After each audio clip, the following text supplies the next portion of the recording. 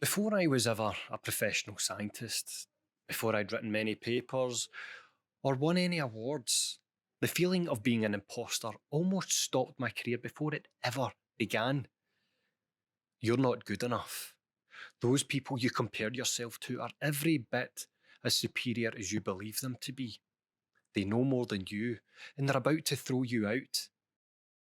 This is how I spoke to myself in my early career, and this is the so-called imposter syndrome.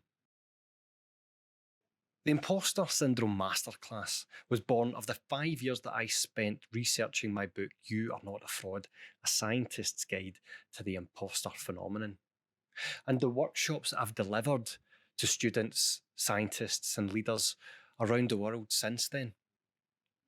In this community, you'll learn from others in your cohort that you're not alone in feeling like a fraud.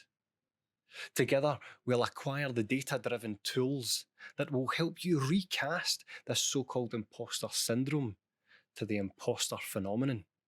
Together, let's minimize self-doubt and learn how we can maximize self-confidence in time for your next career move.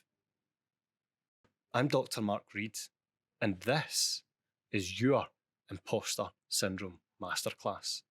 I'll see you online.